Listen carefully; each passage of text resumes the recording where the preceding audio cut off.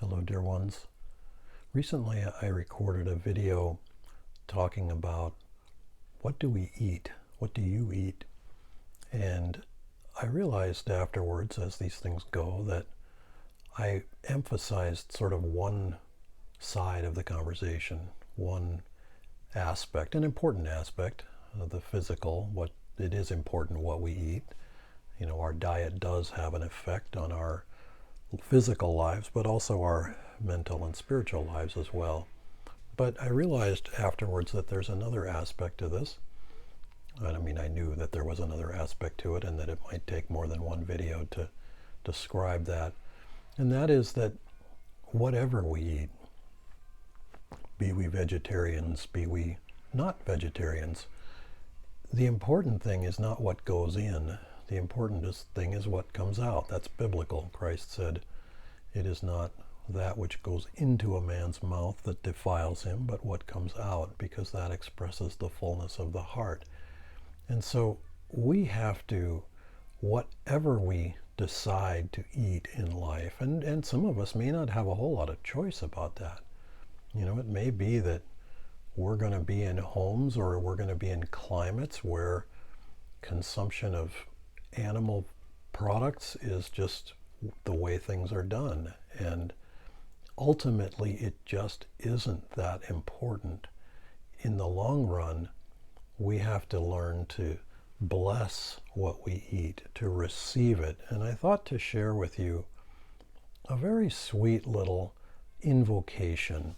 This is a blessing that Swami Kriyananda wrote before taking food, before a meal. And it goes like this. Receive, Lord, in thy light the food we eat, for it is thine. Infuse it with thy love, thy energy, thy life divine.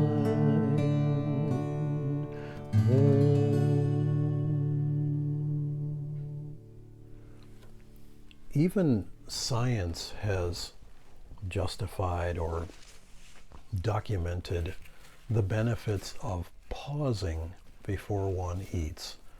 Whether you have any spiritual convictions or not, there is this, if we prepare our minds and our bodies to receive, then we're in a better position to actually assimilate what we receive. If we are in an uplifted frame of mind, of reference, then we will receive more benefit from what we eat. Now, there are, of course, subtler and deeper levels to this as well, because food is just a physical manifestation of sustenance, but there are subtler levels of sustenance. The water that we drink, the air that we breathe, the thoughts that we attune our minds to, these are subtler levels of the same thing. Ultimately, it is the energy of God, it is the consciousness of God that sustains us. When we feel connected to life, when we feel connected to each other, when we feel connected to spirit, then we're sustained by that connection. Food just happens to be the most physical manifestation of that kind of connection. But of course it operates on subtler levels as well. So when we ask God to bless what we're about to eat, when we prepare ourselves for that process, then we're able to take it to another level in our lives. And then what becomes of it is that we don't think of our bodies so much as these lumps of bones and muscles and sinews and organs. We think of the body as energy. We can relate to the body as a flow of energy, as a flow of grace moving through in service to something that's bigger than ourselves. And then something that may seem so personal, what I eat, how I prepare it, or it's prepared for me, whether I like it or whether I don't like it, whether it's good for me or it's not good for me. Little known fact, but Sometimes great yogis drink coffee. Sometimes they drink tea. Sometimes they have dessert. Sometimes they eat a fried egg. I mean, it's, life goes on. It's not that big a deal in the long run. But they will do it with a very particular consciousness. One time, Swami Kriyananda was served a dessert that came otherwise unannounced. And he immediately asked, "Who made this?" And the lady who was cooking for him responded, giving the name of someone. And Swami said, "I knew that it was made by a saint." And it was, in fact, made by a saint, prepared specifically for him and brought, but not with a wrapper on it that said made by a saint.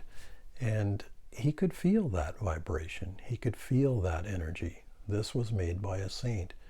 And so whatever we make, whatever we receive, let us learn to perceive God's presence in it, because God is present in every molecule, in every atom of creation. And so, we can easily devolve into fanaticism about, oh, well, I don't eat this, or, oh, I'm allergic to that, or, we put things in categories of, well, this is good stuff and that's bad stuff. But in fact, everything is made out of God. We can learn to discriminate a little bit for our own benefit, what works for us and what doesn't. But ultimately, see God's presence in everything that we're eating, everything that we're tuning into, and that includes the kinds of things that we consume in the way of thoughts, in the way of entertainment, in the way of music. That's all food also. Perceive God's presence in it, and the experience of that presence will gradually and ultimately completely change our consciousness. Namaste.